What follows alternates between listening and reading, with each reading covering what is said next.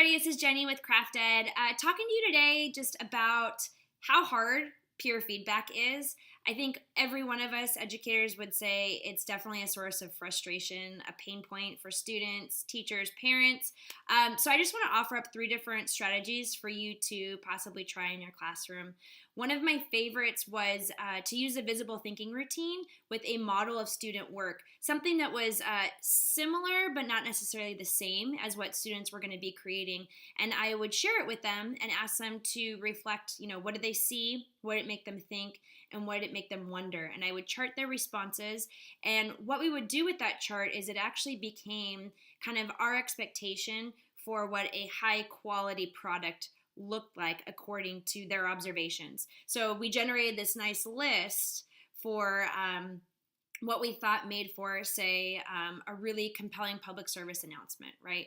And we would use that list and come back to it for students to reflect on their own work, but also to give each other feedback using whatever things we had listed in that chart. So it gave them something very concrete to look for, characteristics in the student work they were giving feedback on.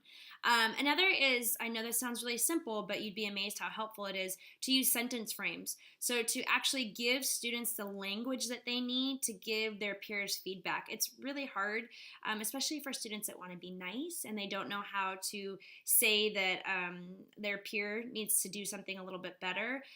Or sometimes, a student might sit down and look at their peer's work and say, this is really good. I don't know how to tell them to make it better. So we need to give them those tools. So I used to actually project up sentence frames up on my projector on the wall, but you can provide those sentence frames any way you'd like. It's just, it gives them the language to give each other feedback. And the third idea is one that I got from a colleague of mine, and that's just to use pink and blue sticky notes to represent warm and cool feedback. And they can actually put the sticky notes directly on the student work, so it becomes very concrete what they're talking about. It makes for helps us to avoid that really vague feedback when the student kind of sits back down to look at what their peer said. They're not sure what they're talking about. They can actually push it on the place in the work that they're referring to.